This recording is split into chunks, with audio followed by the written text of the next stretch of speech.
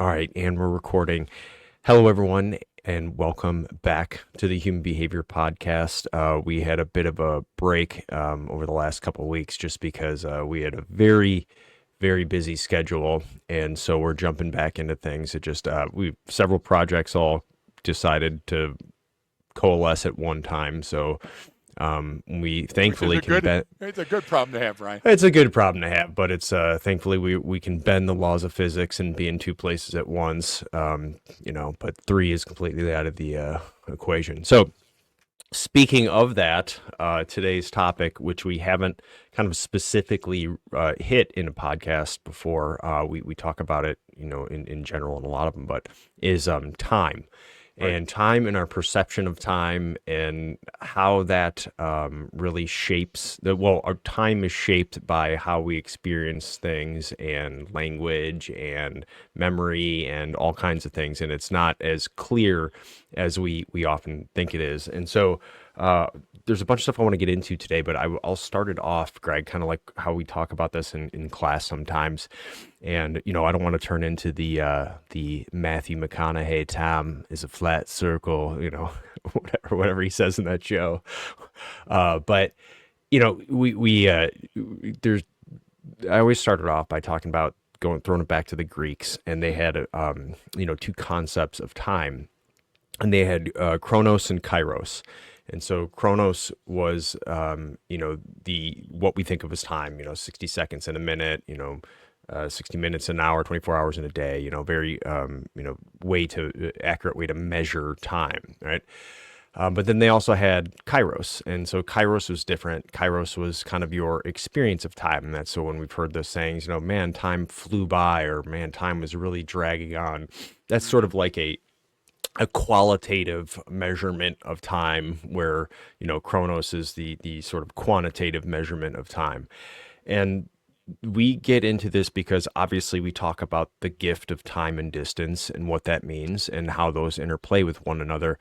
But time really is a very subjective experience that has to do with that's influenced, our perception of time is influenced by a number of factors that we're going to talk about today.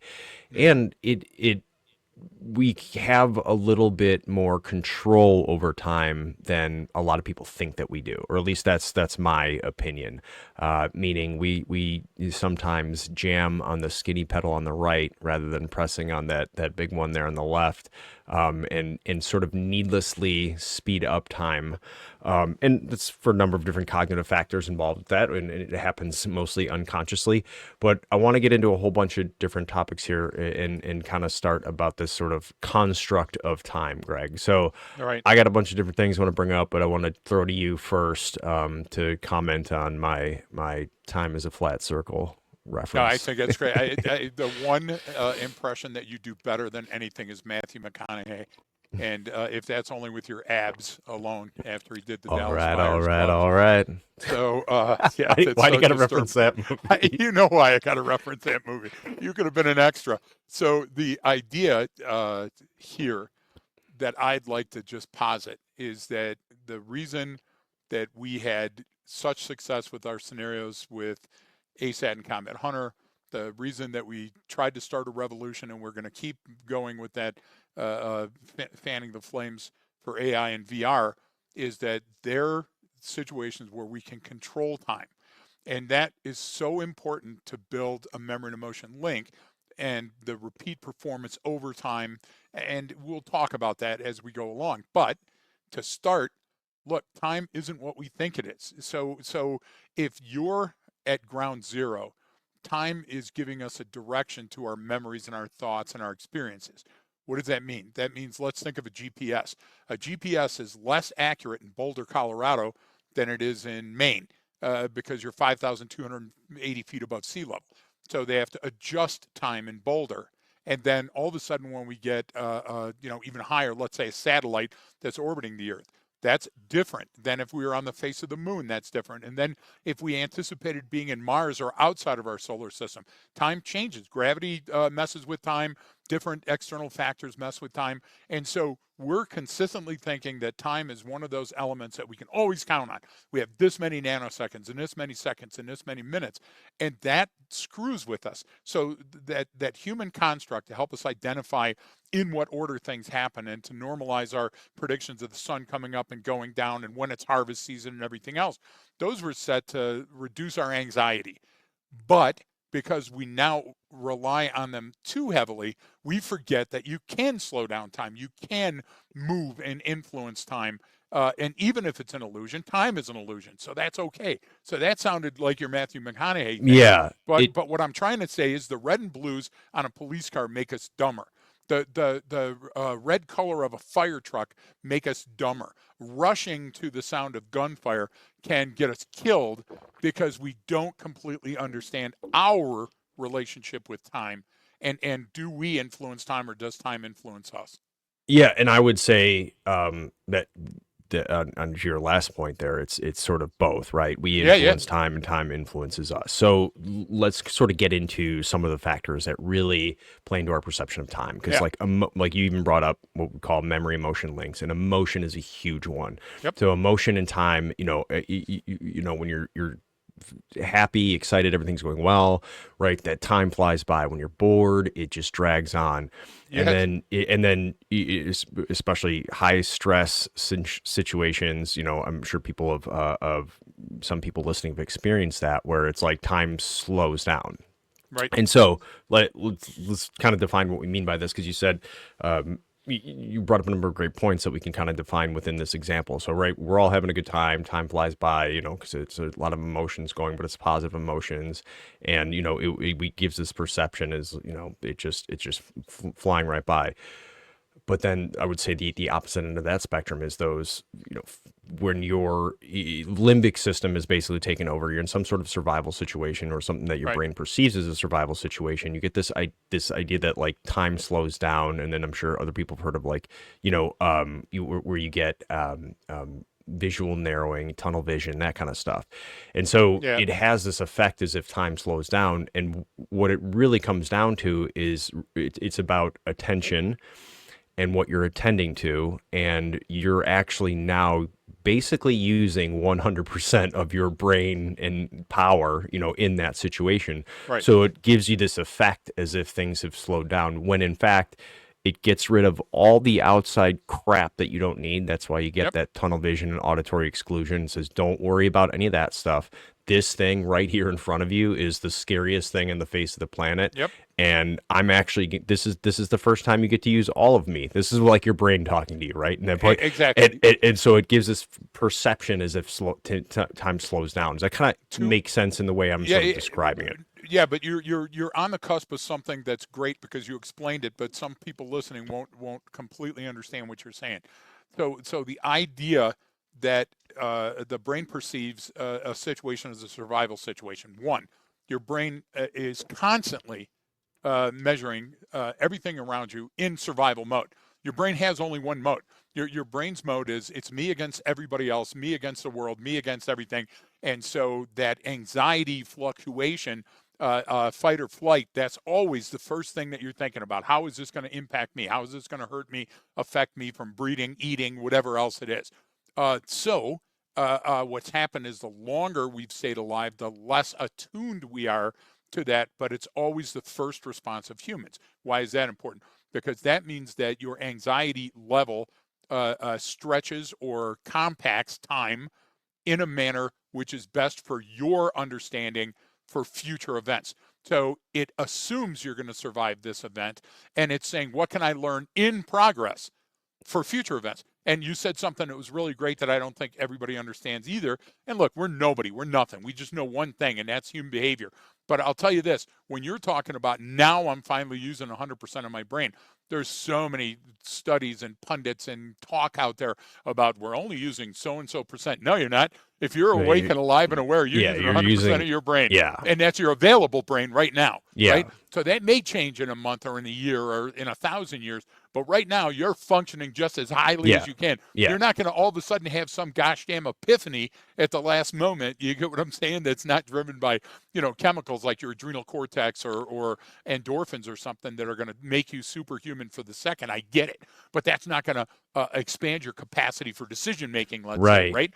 So once you understand those two things, that the brain's always perceiving it as a survival situation, and you only have 100% and you're using it, that's why time slows down. The perception of time slows down in that moment, and all of a sudden you get auditory exclusion because you don't need it right now. You're in a fight for your life, and you know what? Those things have to take a standby, and everything is going in slow motion. No, it's going at regular speed. It's just all of a sudden, all of those sensory perceptions are so important to your brain that it's saying, okay, let's put Tommy over here, and I want to see the muzzle flash there, and now the car is pulling up, and it's almost as if you're in control of the fast forward and the slow on your TV. And I understand, for the scientists in the room, that's not an exact representation, but it's a depiction that's close enough for all humans to understand it, so we can accept it. Brian, to give you an example, Rachel Ray does these cooking shows. You know me, I'm a cooking show guy, and she always says, "Okay, I'm going to make all of the meals for a week on Sunday, and therefore I'm going to save time. So when I come home, well, you're not saving time; you're moving time. You're adjusting time to Yeah, I suit get that. you." But that But has to do with the quantity versus time, right? Like exactly, it takes just the amount of time to make 4 one meal pounds of is 5 meals. meatloaf than does two pounds of meatloaf Exactly, or something. Yeah, but that but I get what you're just saying. proves that there's a mathematical quality, and that also reinforces space time. Okay, you have time, and then when you add the 3 dimensions of space, then what you have is now a 4-dimensional continuum, and that can be manipulated. You could, for example, you said time speeds up when you're having fun. I would throw the corollary: a watch pot never boils. That means that when time is Yeah, laboriously slow, and we all knew about it because some Greek guy carved that into a gosh damn Parthenon pillar. And the idea is those things are real because the perception is real to us. So therefore, the actual time never changes. Time keeps plodding right. along. But where we come into it, the angle that we approach it from, that's a classic argument. We have been conditioned to think that time is an arrow. It starts at the left and it goes to the right, and it's a continuum. And then, my joke is always a tightrope walker. There's only two ways: he's going forward or he's going back. But what happens is time is irrelevant to what our social construct is, because it'll continue in perpetuity even if we don't. So that's why we have to really, really attend to it. And when you say Well, that attention, that's a key function of understanding how time relates to you in the moment. Yeah, and so let's get into that, because attention is extremely powerful. Even with Yeah. your example there of that high stress situation, where it feels like time slowed down. It's like, no, Yep. or even to the myth that, when I don't know where that came from, where someone does that, you only use 10% of your brain. No, your Oh brain, my you use God, is that 100% of your pervasive? brain. I don't know All the why. I time. don't know even know where that came Exactly. from. I got to look that up actually. But the idea Yep. is, no, you don't. It just, what So, it comes down to is you can only attend to so much at a right, given time. right. So what it is, and this is why they have, like, everyone talks about the flow state and all this different stuff, and all it is paying attention. Like, yes, I agree. You are so distracted that you have to train yourself to get better at attending to things in your environment. That's absolutely true. Yep. Because there's so much coming at us in the way our phones and technology is, right? So the idea is that attention is a very integral part to our perception of time. So it has to Absolutely. be what we attend to, which is also why, when things are boring and it's moving slow, there's not a lot of brain activity going on, right? And it's the opposite, obviously, with the examples we gave. But attention is extremely powerful, because that explains to what you were talking about, the perception of time slowing down, those high stress incidents, because it just tunes everything else out and said, here's the one thing you need to focus on right now. And Right then it now. does feel like that. And you know um to make sure we don't get too sort of abstract with the conversation, Yep. one of the important things to understand is, you gave the idea of, okay, time starts on the left, it goes right, or we have this single line. And I get it out, in the furthest areas of the galaxy, and or really, really small elements, that changes a little bit. But Yep. it really is important that we understand that time influences us and we influence time, and you can Absolutely. slow time down in a sense. You look at different, even like cultural differences, bigger city where people are moving around, moving fast versus you go down to the South and people talk a little bit slower and things go a little bit slower in a small town like that's what we're talking about. It's still the same timeline, but because of the amount of information we're taking in, maybe more versus less, or the feeling of being busy or something, Yeah. it adds to it. And so this is always interesting to me because I think it's very hard for us as humans to grasp this concept because we're like, no, I have an 8 hour shift, or no, I Right. have this to do. I got to go pick up the kids at 3. It's like, yeah, but 3 could be in, a little bit, or that can be a long time from now, depending on what you're doing. Yep. And when you kind of can try to take that perspective, it helps you influence how you perceive time, and I think therefore how you use time. A big thing people talk about is like, hey, you got to have really good time management, and I look at it as like, no, I like having good like personal management. Like I know me and what works for me versus the time. The time Right. can stretch and be an accordion, but it's how I operate within that space time. Does that kind of make Yep. sense? No, no. Let me Do give you- you an example of exactly that. So you know that I had to. This is ancient history, but you know that I had to drive with Sean and then with my brother Jeff out to Colorado a number of times before Shelley and I made the move to Colorado because I had to get my Michigan Law Enforcement Officer Training Council certification in Colorado to continue my law enforcement stuff. So Shelley and I were making a series of 23 yeah, hour trips yeah, back and forth to get that done. And I remember pulling into I think it was Eagle, Colorado, to a city market, which is just a convenience store, to grab some waters for the hotel room and a couple of minor things. I had them in my cart and I'm in line and there's only 2 people in line. That's why I chose the line. And the lady in front of me and the guy that was doing the checkouts were droning on about everything. Oh, and it's going to be a fast spring. I'll tell you what, the one yeah, thing that I know, yeah, and we have that. Well, when you're peeling back the frog on that horse's hoof, and I'm sitting there tapping my foot, and finally I go, hey, come the F on. What's going on here? And they're like, oh, wait, your timing is all wrong on this. You got that big city mentality. Then looking back on that incident after having lived in Colorado, and I'm the guy. I'm the old man on the porch with the rocker and the lemonade. You know what I'm saying? Because what's yeah, happened is that culture influences your perception of time, just like cognitive attention or yeah, fear or any of the other things that do it. And what happens is you are either in on that, okay, you allow that, and you go with that flow. There's your flow state. Or what happens is you buck that trend and you fight against it. See, that goes directly to cop work, and I'll give you an example of that. When you show up on the scene and the guy's shooting, he has an agenda and his timeline is different than yours. different than yours. And that's the key. So let me go backwards in time. Funny Oh, here we go. metaphorically. Yeah, Yeah, exactly. Which you can, by the way. But look, what is the function of sleep? The function of sleep is to allow your brain time to rest. Okay, because it does so much. How many calories per pound does your brain expend compared to the rest of your body? So we know the brain is a hugely important mechanism for more than just trivial things like blinking and swallowing and breathing. Or we wouldn't have different regions of the brain that controlled that, right? So the brain is so hugely important. And time is one of those things that humans build to show us the order of things. And that makes life less anxious and scary. And so when we can slow time down and understand the days and the seasons and the hours, like Brian, you and I are going to meet. Well, we can't just name a time. We have to name a time and a place. That's something my brain can grasp and pick up and turn around. And that goes to organization. So all of those things are absent when we come sliding up to a scene and the person's lost his flow of time because they're doing insane or seemingly crazy things right in front of you, and you're rushing into that. Look, if we rush to a scene just to give us more time for critical thinking, that would make sense.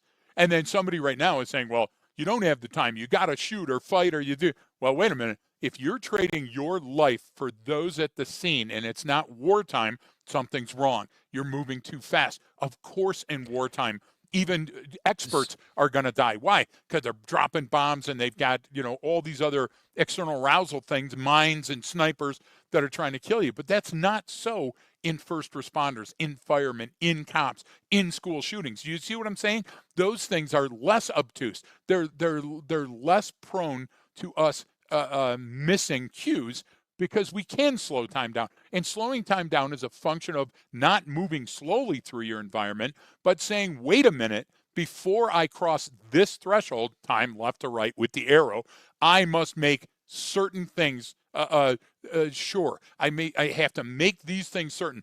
Do I have cover? Do I have support? Am I wearing the appropriate armor? Is there more than one opponent? Do you see what I'm saying? And those are things that we're naturally geared to make. Those are decisions that our brain is already ready for.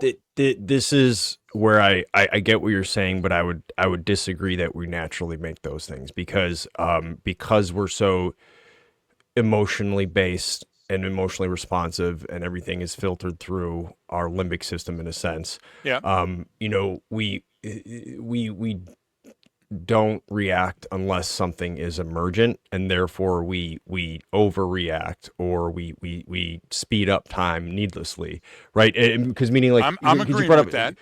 So because you brought up some good examples, like right, like all right, having our timelines are different. Everyone knows, like, from especially like, training folks or, operating in the Middle East or, different cultures like that. It's like, oh yeah, they have inshallah time. It's like, well, if Allah wills it, that's when I'll be there. And I would literally be like, no. Pre-combat checks go at 2300 and it'd be inshallah. Like, no, inshallah, 2300, it's like, right. It's a but different time. Yeah, exactly. But that's what I mean. It's no different than exactly what people call doper time, where it's like, wake up at the crack of noon. I have no timeline. I have nowhere to be. So I figure out my day as I go. And I'm basically, I'll meet you in the Burger parking lot at noon.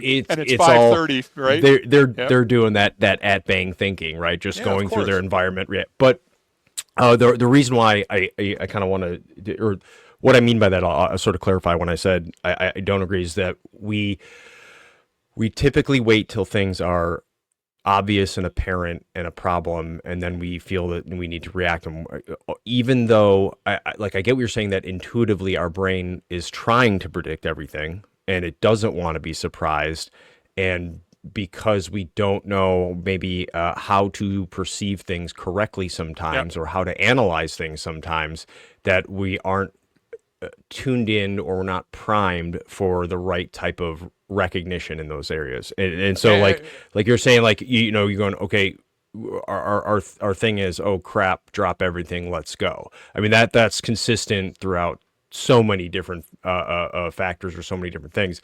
We're not really primed to sit back and go, all right, well, let's conduct some predictive analysis here, because you keep you keep talking about, you can slow time down, and so I want you to explain what you mean by that. But I would almost push back at saying it's a little bit counterintuitive to how humans typically operate. If that makes sense. And I would say this. I would say your misgivings are well founded, but they're in the sense wrong, because you're forgetting the cardinal rule. Not you, meaning humans. Do we influence time, or time influences us? If we're walking down a trail and a mountain lion steps out in the middle of the trail, or a bear, something that's vicious that could eat us, our natural instinct is to freeze, bend up, back up slowly, and raise our arms up to try to look like we're bigger than the animal. That's spinal tuned. That isn't something that we were taught by our parents and our grandparents, because they survived a bear or a mountain lion attack. So what happens is, to even the score, God, Buddha, Vishnu, Allah gives us certain file folders that are partially filled in, hardwired. And one of those things is that we have to eat and we have to breathe. And the other one is that when we're facing danger, okay, get loud, get big, okay, scream, and then we get the fight. Okay, well, I'm going to fight. I'm not going to fight a bear unless the bear grabs onto my leg, right? And then those decisions are already predisposed. They're already in our brain. Now, if we don't choose them, the great thing about it is the bear kills us, or the mountain lion drags us into the cave and eats us, and then we don't have to worry about adversely influence the rest of society. Survivors influence society, and that's where we learn those lessons from. And they're hard lessons to learn, but The great thing is we've had hundreds of thousands to millions or billions So, of years of so, evolution to help us. so you're sort of saying that that instinctual freeze, Yes. right, is sort of our biology giving us the gift of time and distance. That's exactly what it is. So, and let me fight that argument a little bit further, Brian. Okay, so weapons, and a lot of people that are listening to this would understand the fundamentals of weapons. So, what is a pistol designed for? A pistol is designed to get you to your shotgun. What's a shotgun designed for? It's designed to get you to your rifle, and a rifle is designed to get you to your sniper rifle, to the artillery, and moving back further and further. Why are we moving back? Because up close and personal, in that interpersonal distance, anything can happen. It's a crapshoot. Even an untrained opponent can stab you or kill you. So why then, if we have a pistol and the training is at 25-meter targets and we make ourselves sure that we can hit them with multiple rounds, why then are most of the shootings at 7 yards or less, multiple rounds, and they're not fatal? You get what I'm trying to say? And that's a function of us fighting our hardwiring. Our hardwiring is saying, give yourself time and distance, take that cover. Wait a minute, are you seeing this incident correctly? But our push past that, our rush to get in there, our emotional selves are the ones that are integral in our undoing. And that's what I'm trying to say. I'm not disagreeing with you, and I see the way that you would think that you could disagree with me. But if you understand the fundamental underpinnings of all humans are identical, right? That we have those warning systems. The people without the warning systems are the most vulnerable in our society, and they're the ones that are predated upon most. So would then, and this is kind of like just because it popped in my head when you're talking, but would then almost would denial in a sense be sort of the gift of time and distance, like in some Denial is manner? the other side of the same coin that you brought up, because denial makes sure that we don't expend calories, because back when we were formed, we couldn't. Back when we were formed, there was an environment that was equally as dangerous to us, and finding food was hard, shelter was hard, building a fire was hard. So you didn't want to go out there half-cocked and expend a bunch of calories on something that wasn't a danger. So denial was, hey, are we absolutely sure it's now? Now what's happened? Technological advances, the surety of food and shelter have made us dumber over time. So now denial is exactly the opposite way. We actually slow down. Our brain is trying to learn, and we don't understand that that primitive kick in the ass was designed for a good thing. And now it's become a bad thing. Now it's inaction when we should be acting, right? So that is, again, a look at time. Time is flexible. Time moves. And so once we understand that, the perception of the person at the scene that we're about to shoot or use less than lethal force on is different than ours. They think they have a lot more time. Do you get what I'm trying to say? They're Yeah, making or decisions they're based trying on to their own create more timeline. time. Yeah, yeah. Exactly. So we have to be in tune with our place in time, the distance between us, their place in time, and all of the other external arousal factors. And what do we know? That when those external arousal factors raise, the number is going to certainly become insurmountable at some point. So our best decisions are going to be made before that inverted U, and at better decisions will be made if we're at a greater distance, that we slow time element down. In other words, it's not inevitable, and that we take things like cover. Cover is a gift of time and Okay, distance. so yeah, I get what you're saying now. Do you? So let's jump into it because you keep saying like, all right, you can Yeah. slow time down. Like, well, how do I slow time down? Like, what do you when you say that? What do you mean by that? Because you're giving obviously to like some high stress incidents or complex situations, or like you're talking about, a police call where someone's shooting up a place or something like that. Yep. So you're in a certain category with that alone. But like just to keep it broad at first, like Yep. what do you mean by like we can slow time down, or I got to give myself the gift of time and distance? Yeah. So camouflage. Camouflage gives you the gift of time and distance. So cover sense. And now let's just go a different direction. Let's talk about hunting.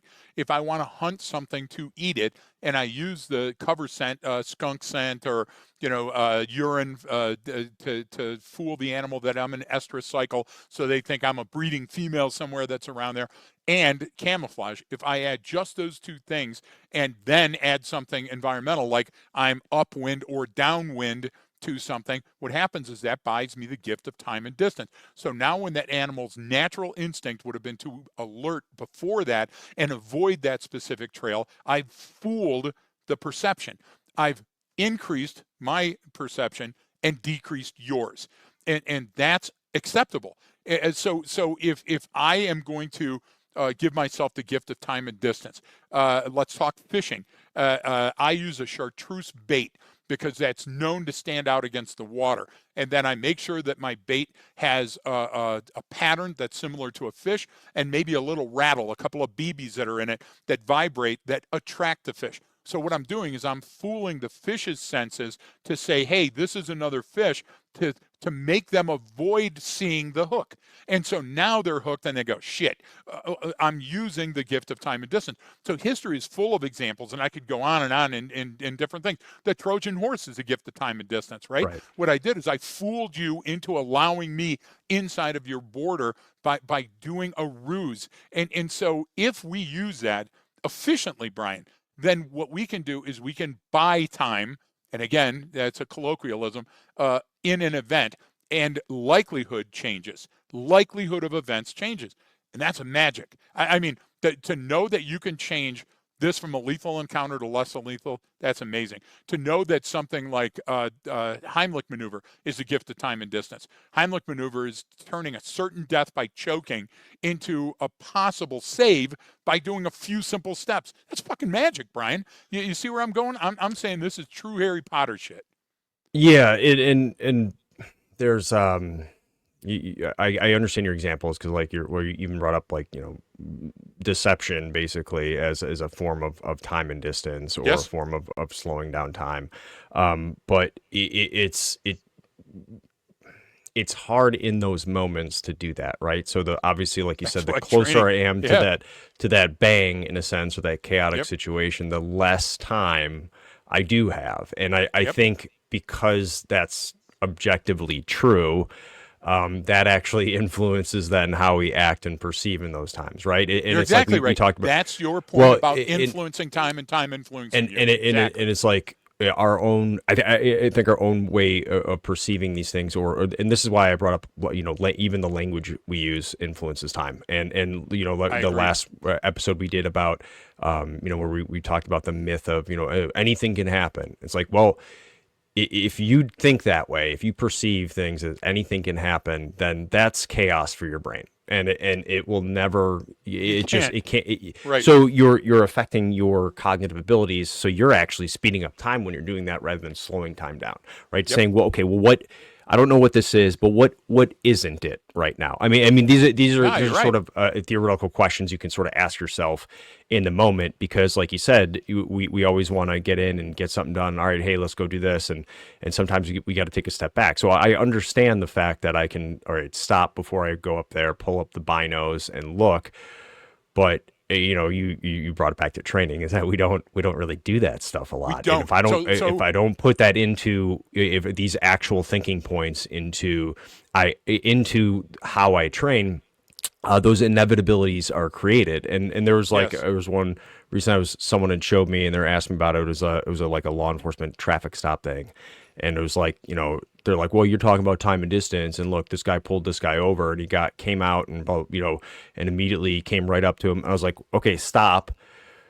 And then I asked this person, I was like, how many times has he pulled someone over? They're like thousands. I was like, okay, has anyone ever jumped out of their vehicle and started walking back to you? Like, that's the decision point. It's not that you're Yep. already so obvious. And what I mean is, like, we don't build in these thinking points into how we approach Of it course. and to know what that is. So then, therefore, it's very hard for me to apply it. And obviously, we can say training, but I think this Yeah. stuff is conceptually even hard to wrap our heads around. Yeah. And that doesn't, Brian, I'm so in agreement with you, but that doesn't mean it's an excuse. You see what I'm saying? And No, that's what we're doing no. is we're allowing it to be an excuse saying, well, it's hard.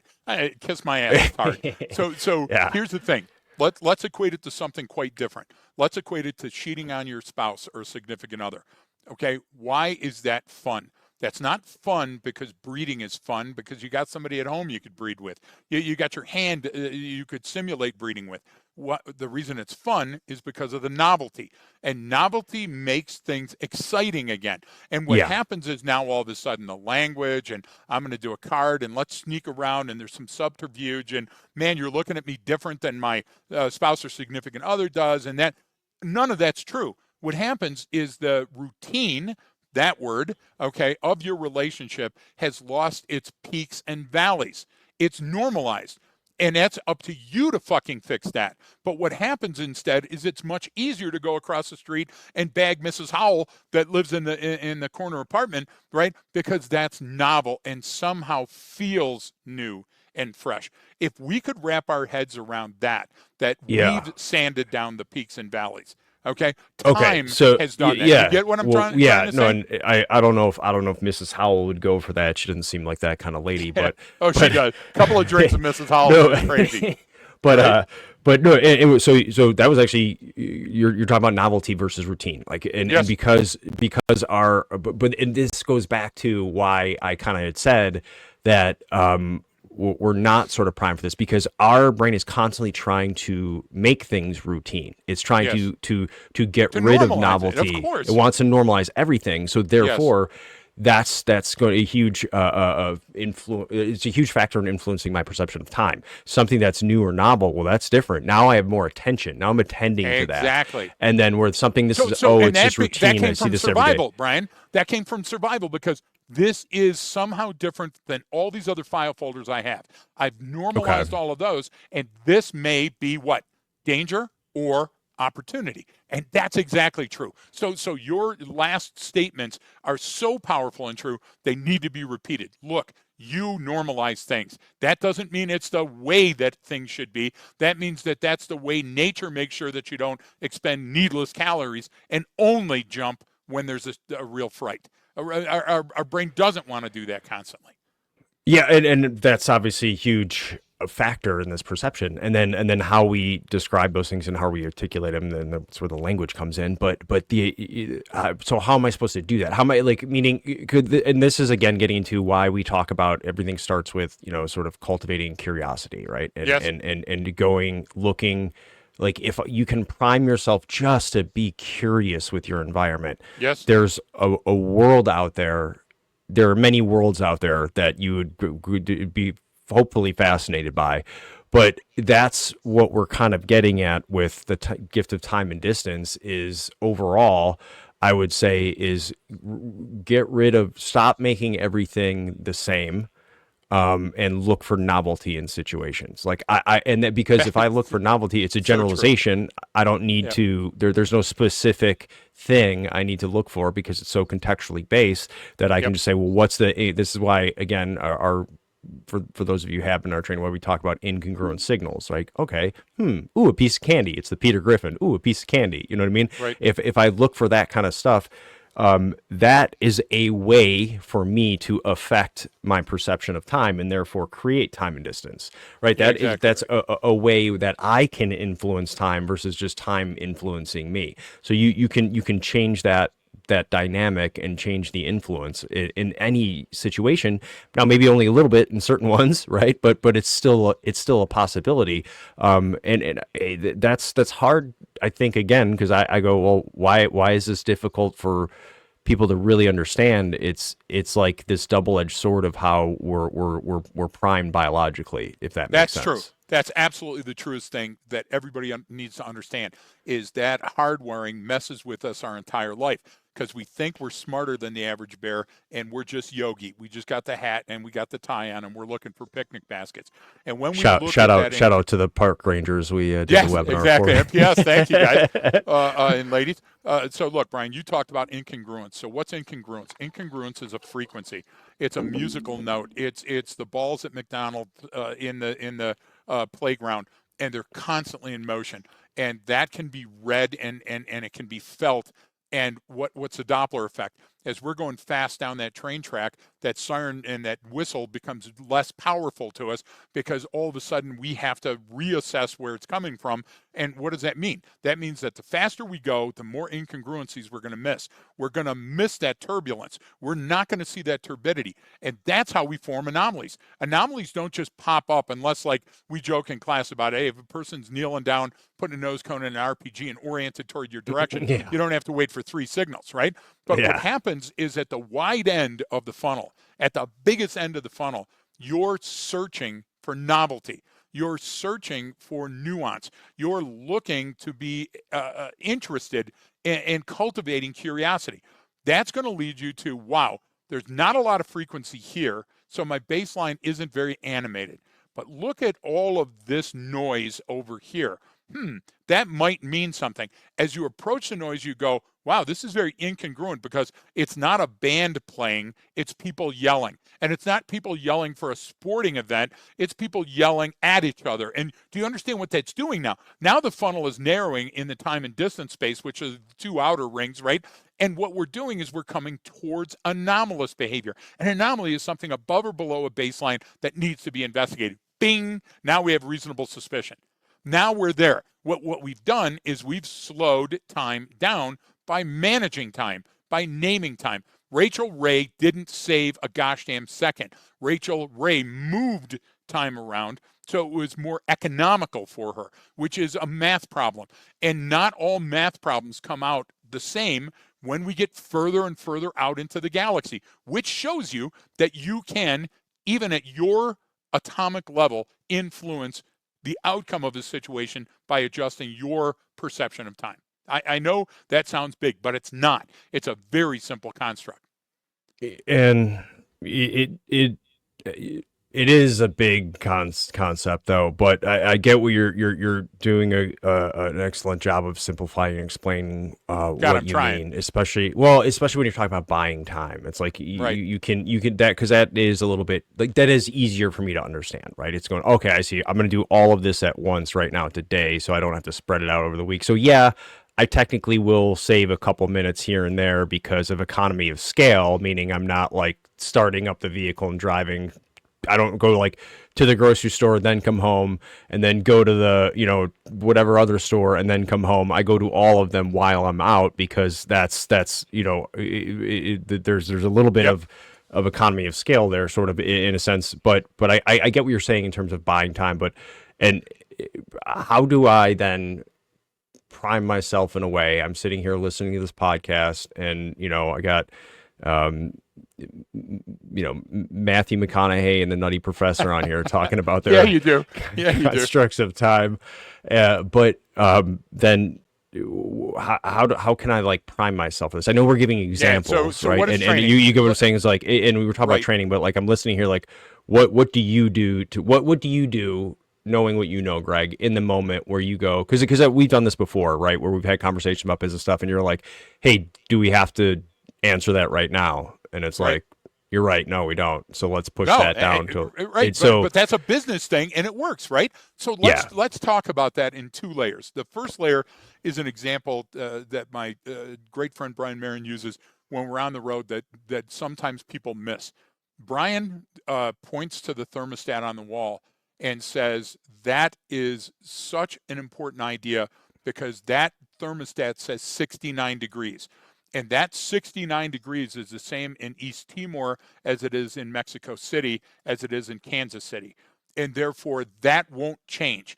That scale is constant and consistent. But how I view that, right. 69 is too cold for me, 69 is too warm for me. That changes how we operate human behavior. So now I put on a jacket, or I take off a jacket, or I put on a summer hat so I don't get sunburned. So that's Mm-hmm. what you're talking about. That's the street answer. The street answer is so what? And the so what to time is if I have more time, would I come to a better decision? So where can I economize that time? If I'm racing to the scene to take cover and evaluate the situation. If I'm racing to the scene because a person is fighting for their life and those nanoseconds count, 2 different standards. So what I have to understand is what I'm measuring it against. So the gift of time and distance on a choking baby, I'm not going to sit down and bring out the gosh damn Funkin' Wagnalls and read up on the gosh damn circulatory system. You understand what I'm trying to say? Yeah. Okay. Yeah. So there's I, certain things. And so what training is supposed to do with us is training is supposed to expose us to those so we better understand how to manage them personally. So let me go back to something I said 40 minutes ago about our gosh damn scenarios and the revolt we started with Hoberman. The idea that we wanted to bring, and we still want to bring to AI and VR, is the fact that it's unbelievably cheap to redo the scenario over and over and over and get a different outcome. That needs to be in every single scenario that I can go, wait, I want to try that again. Roll tape. We go backwards and we start over. Wait, I want to change what I said. And that changes the outcomes. If we can't do that, then the system is flawed. The second part of that is we proved that a number of ways and a number of studies. And one of the most easy ones that if anybody's ever met us, Brian, when they saw our scenarios, we would do a tactical freeze in the scenario. And we'd ask a certain amount of questions, something you can't do in real life. And then we'd say, right. okay, at what point can we roll tape back to where an influence, an outside a word, a statement, a bullet, a question, you get what I'm trying to say, would have changed this likely outcome? And the real answer to that is everywhere. But look, they say, when the guy came up with the bike and he walked off with the bike, that was interesting to me. Go on. And so we roll the tape back and we replay it and we replay it and we replay it. That's training, Brian. Our brain loves that. Our brain needs to find Waldo, but it needs to look first, because if we don't develop the looking for Waldo, we'll never understand the necessity to find Waldo. Does that make sense? Yeah, no, and that's what it is. And you brought up a good point with that, is that meaning when we're talking about, okay, stop, roll tape back, what was that part? Because we can't physically do that in real Yep. life. You can mentally, right? You can go back and you can Mental time rehearsal, travel yeah, in of a course sense. you can. Yeah, Yeah. but what we're talking about is that, okay, pause. What was it that you saw? Okay, that's interesting. Why was it? Let's go back. Well, okay, knowing that now, and we put that together, what decision would you make now? And Precisely. that's what your brain loves. That's what it goes, oh, I can change the outcome. Oh, okay, I It's a can do this. I puzzle. can influence it. Exactly. It really is. And well, but that's what life is, except we don't get to look at, there's no picture on the front of the box that we get to compare it to. We're just trying to put the pieces together You're so in right. a seemingly logical manner. And so, yeah, sometimes it doesn't work out. Right. And it's because that's So true. perception, but looking at those incidents, because if you want to do some time travel, and you can in a sense do that with your own memories, right? Knowing that You literally are your time. own time machine. Well, time and time is another thing that influences memory so much, because Yes, it what does. happens over time, like we start jumbling things together. It doesn't remember small details. It's hey, yeah, I remember when we came to this restaurant a few years ago, and my wife's like, yeah, that wasn't me, buddy. It's like, oh, Exactly. whoops, sorry. But and so memory is another a big issue when it comes to time perception, how we do it. But and what you're talking about in those examples is like, I even try to do that with the insurgent at Yeah, of home. course. It's like, okay, what would happen if you did that? Or why did you see that or find that interesting? Well, most cars I see around here don't have that. Okay, well, knowing that, what could I expect? And it's sort of that what if game, but it's using like actual artifacts and pieces of evidence versus just coming up with shit in our head, Yep. right? No, you're exactly right. And something in there. So I like how you describe that, and getting people to think that way is tough, because again, it's like we don't fully recognize the our ability to influence our time and perception of time, and then therefore act within a space. Now you'll Yes. see people who are like maybe like real successful, or started a bunch of companies, or did this, and they'll kind of write about it, but they write about it in a manner that, not like we're talking about it, but they're talking about the same thing. They're going Right. like, well, you got to see it differently, and you have to understand that all of the different influences, meaning they can't even describe what they're doing because it's so sort of implicit and tacit Oh, that I they've get learned. that. You know what I mean? Yeah, that it's like, Uh, look, like there's right. like at least like I get the visual of the ball pit at the McDonald's and how that influences Yep. because we've all been in a ball pit before. But Right. for a lot of people when they talk about it, and I see different articles or a book come out about something, and I'm like, yeah, he's talking about space time and how you can influence it. People are Yep. like, he's not talking about physics. I was like, well, neither am I. I'm talking about your life right now. You know what I mean? Like, Exactly. But see, I, that's the piece that Brian, the brain. Look again. Let me reiterate. You're your own time machine, so you control how things happen and which order they happen in. Ask Carl Walenda if he'd like to have that nanosecond back when he underestimated the situation that he was in, even though he was a top trained athlete, right? People look it up. I'm not going to explain that one any deeper. I will also say that your brain is like a Wonkavator. It goes up ways and down ways and sideways and front ways and back ways. So use that to your advantage because that alone, being able to cycle more quickly through available file folders and pick one that's closer to the 10 ring is much more important than flipping tires and climbing a rope. Yes, your physical health matters. Yes, your sleep matters. We talked about that with booting the brain and everything else. But Brian, if you don't survive the incident, all of that other stuff is not. So those decisions that you make have to be decisions that are informed by time and by distance. And we have to understand which that we can accelerate and which we can't. And historical perspective is a great teacher, so we don't have to go very far. This epiphany thing that I get, the only social media I have is LinkedIn, and I think some days it makes me dumber. Reading somebody going, "Hey, you got to read this book." Look, just because you just now had that epiphany that the other yeah, ones have known for yeah, 100 I years don't or want 50 to. years or Yeah, something, do you get what I'm trying to say? It's like, do me a favor. Do you understand we're all out here working on that same problem every day, and we have been for decades, right? So the idea behind being able to take any situation and turn it into an on-duty roll call example, like, for example, we go back to watch pot never boils. So I would start off with that, okay?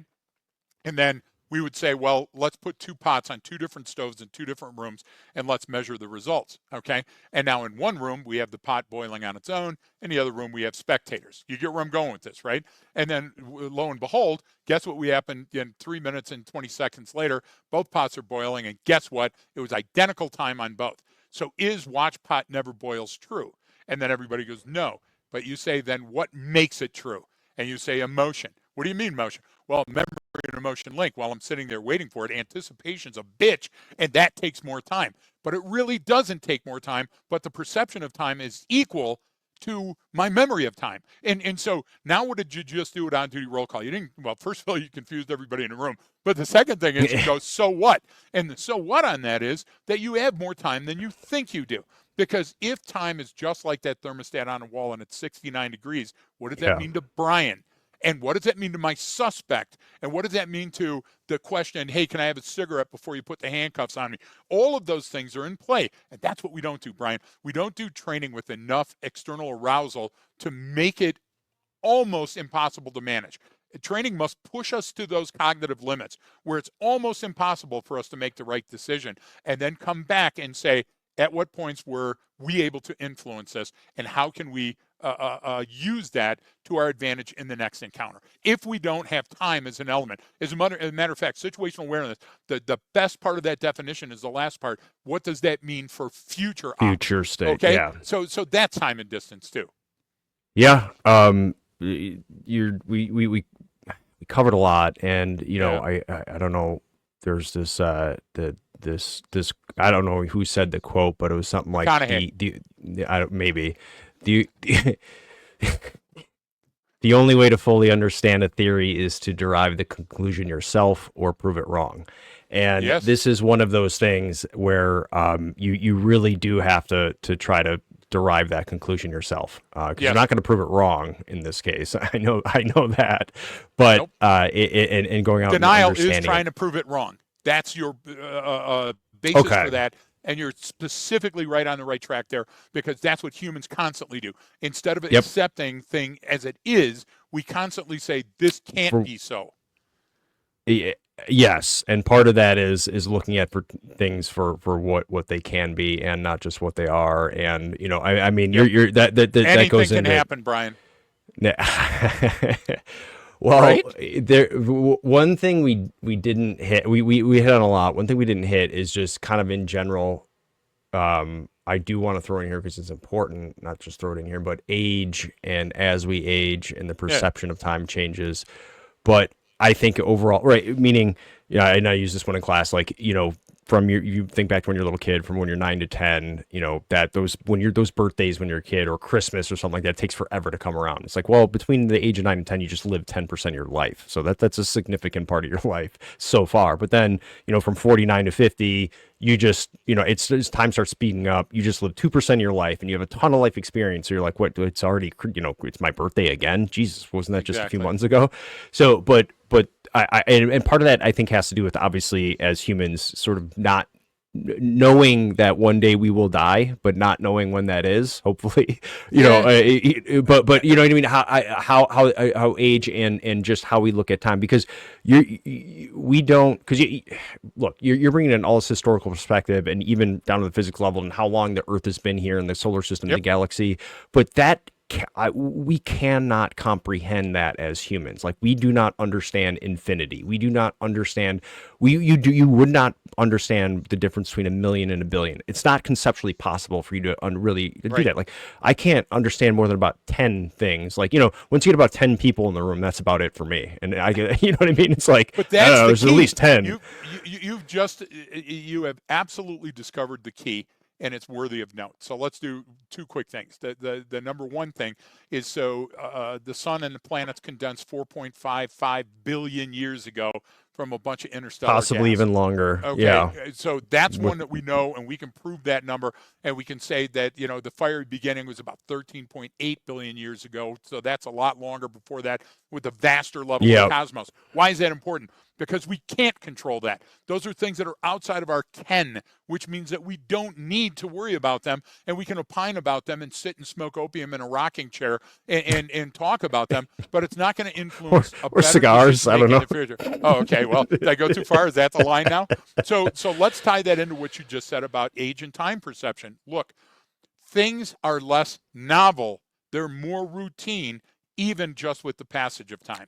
Our True. Yep. teeth are worn down more. Yep. Our muscles are worn down. Our hair, the skin. So what does that mean? That means that time perception changes over time because we're not that same person that we were. And now all of a sudden we've got an immense array of file folders that could come up in a different situation. And therefore, seen it before, not shocking me now. And that's what the goal was supposed to be of training. Training was supposed to be that drop on your tongue that gave you that experience, gave you that novelty early on, so you could work with it. Now what happens is most of the great shit that we know is when we're in our late 60s, early 70s, and we go, no, we can't do anything with it, and then we get angry about it, and that brings up your death potential, right? Yeah. And now the impact of fear or boredom or being without my kids starts to influence my perception of time. I'm here all alone. Time is lasting forever. I wish I would just blank, right? So what has to happen again is, because we sand down those peaks and valleys, we have to bring them back. We have to bring back those ridges. We have to bring back that challenge. And if we don't, what's going to happen is we're going to wind down. And when we wind down, guess what happens? Time becomes so slow that we don't even notice it anymore, and we're dead. And look, I'm mixing biological with metaphorical Yeah. intelligently. I get it though. And Yeah. the idea is to make it simpler for people to understand. Big things like 13.8 billion years don't make sense to me. So I don't need to No, worry about them, they don't because it make ain't going sense to to change how anyone. I save the No. choking baby, or how I pay more attention when I'm driving so I don't ram into the car that's in front of me. Gift of time and distance, right? So gift of time and distance, Brian, the reason I talk about that so much is it's a thing that we can control in our day-to-day lives that'll lessen our anxiety and has the opportunity to make us more successful and avoid danger. Why wouldn't we want to avail ourselves of that? Why are we fighting so hard with AI and VR to get people to listen to how important and impactful it can be in a machine where we can control time? Because we can't in our Yeah. lives. So we'll get there. It's a lot more fighting, I feel. I feel there's going to be some more fist fights and knife fights on that road. But sooner or later, I mean, they have to come around to our way of thinking, because it's science. And look, we're not expert scientists. We're talking about things at the street level that influence you every day that you can control, and that makes it powerful. I think everyone, listening now is realizing Wow, they weren't kidding when they said they have a no drug testing policy at Arcadia Cognerati. Well, Brian, between that It, and the AIDS, oh we my got a lot on gosh. our plate. You know what I'm saying? So, not not HIV, uh, but like HIV positive, not so HIV negative. That's an important distinction. that wasn't the Matthew McConaughey reference I was going for, but Well, you hit it right between the headlights. I'm just telling you. Dallas Buyers so Club. Everybody rent the film. so yeah, all right, we covered a lot of topics about time Yep. and perception of time and time and distance. So I we gave a lot of examples of the so what and how you can do it. And the big takeaways is we have much more control over the perception of it and how we interact Yes. with time than we realize. And just understanding that I think is a powerful concept. And there's a lot you can go to. I mean, there's so much more, especially when it comes to time, perception, memory, recall, everything you Yes. can get into. We could have gone 100 different directions with this. I didn't know where we were going to go with it. Other I than still I don't did know where we went with it. I don't know. Well, I don't know. Yeah, I don't know where we had. I don't know where we ended Time up. I know. machines. I I think remember where we started with exactly. Kairos and Kronos and quantitative and qualitative time and what that means. But it is something I did want to discuss because we haven't done it. We haven't explicitly had a podcast about Yeah. time and our perception of it. Now it comes up in everything that we do because it's a major element. But if we have any questions, folks, the human behavior podcast at gmail.com. We also have our Patreon site. You can go and check out there. We answer everyone's questions on there and have a lot more information. But reach out to us, call bullshit on us, whatever you want to do. Be more than happy to answer any questions. Greg, any other parting words here? Yeah, keep the call bullshit on us to yourself. I only want good information and happiness. I don't want any of that. When I'm smoking opium, the last thing I need is a Debbie Downer. So please don't be that. On the porch with my rocking chair. Oh my God. All right. I think that's enough for today. Thanks everyone so much for tuning in. Please share the episode with your friends if you enjoyed it. And don't forget that training changes behavior.